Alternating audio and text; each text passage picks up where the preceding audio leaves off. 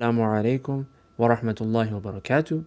This is your Quran teacher, and today is going to be the first step in your journey to learning the proper recitation of the Quran. The first lesson covers the foundations. You might have many reasons why you're here. For instance, you might want to recite properly for yourself or for your family. You want to sound more confident when reciting the Quran, or someone encouraged you to start learning. Whatever the reason, it is very important that your primary motivation is for seeking Allah's pleasure alone. That should be your main objective. The secondary objective could be you want to please your parents, you want to be more confident, when leading salah, and you want to improve in your recitation. And that's all fine. But always make sure that the number one intention is to seek Allah's pleasure. And my advice to you, my dear students, always renew your intentions before you start learning, while you are in the midst of learning, and when you are afterwards. That way your intention is sincere, and any struggles that you go through for the sake of Allah, Allah will reward you for it. So at the end of the day, it's going to be beneficial for you. Moving on, the benefits of learning Quran recitation. The benefits include the closeness to Allah subhanahu wa ta'ala. You're going to get closer by reading His message, what He sent to you, right? Also, increased reward. Nabi Sallallahu Alaihi Wasallam says, every single letter you are going to get 10 to multiply to 700, depending on Allah subhanahu wa ta'ala, whether He chooses to multiply for you or not. That's very good. Also, more confidence in your salah, right? Especially if you're a rajul, you're a man, you might have to lead salah. So having that confidence and being able to recite properly is a huge asset. And last but not least, honor in the sight of Allah subhanahu wa ta'ala, right? Those who memorize the Quran are at the level of the angels. So it is a very huge honor. And that's something, why wouldn't you want it for yourself? And in case that wasn't enough for any of you guys, the Prophet Muhammad said, as narrated by Uthman ibn Affan radiallahu anhu, the best among you are those who learn the Quran and teach it. And do you not want to be the best amongst the people? Surely you do. Okay, so the goals of this guide, course, whatever you want to call it, is for you to learn the correct way of pronouncing the letters that are found in the Quran. I want you to be able to pronounce it properly, confidently, and loudly. Next is understanding the basics of tajweed. That is absolutely vital. And when you do those two things, that confidence will naturally seep through, and that will naturally beautify your voice as well, inshallah ta'ala. Now, let's begin with the first lesson. The first lesson, this is merely just an exposure. I want you to see what this lesson looks like. I'm not expecting you guys to master it right away, so it's okay. Go at your own pace. This is a video recording. I'm not talking to you in person, so you go by your own pace. But do not move on to the next lesson until you can recite confidently, clearly, as I am. Right? So let's begin, inshallah. The first one is alif. Alif. Alif. I want you to recite it 3 times, each letter, okay? So the first one is alif. Second one, ba. Ba. Ba.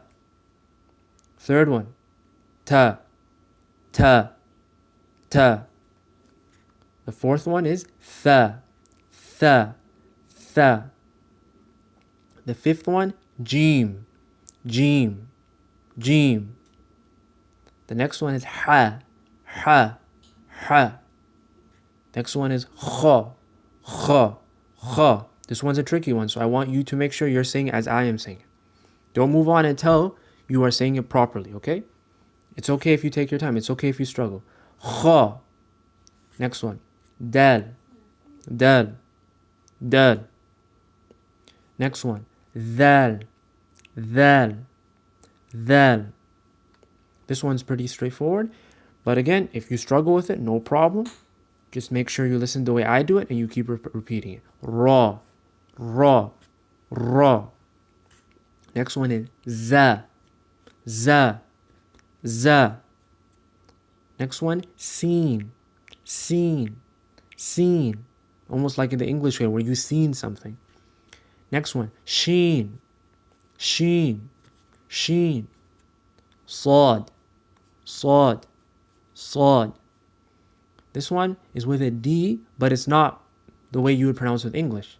So it's not dad, it's bod. Bod. Bod. This one, bo. Bo. Bo. It's really important you do not stretch it. Don't say bo. Bo. It's like you're tapping it. Bo. Next one, vo. Vo. Vo. It's not zo, it's vo. Next one, ayn. Ayn. Ayn. Ghoin. Ghoin. Ghoin is the next one. Fa. Fa. Fa. This one is a full mouth letter, so you're going to have to use your full mouth. If you don't know about that, don't worry. I will teach you about that very soon, inshallah. Off. Off. Off. Next one is calf. Calf. Calf. This next one is lamb. Lamb. Lamb. After that, the following is meme. Meme. Meme. Next one is noon. Noon. Noon. For the last row now, wow. Wow. Wow. The next one, ha. Ha. Ha. After that, Hamza. Hamza. Hamza. And the last two, ya. Ya. Ya. And it's the same thing. Ya. Ya. Ya. So, I've recited it for you. I've given you the example. I want you to recite it as if I've recited, as closely as possible. I don't expect perfection right away, and you shouldn't expect it from yourself either, if you're a beginner.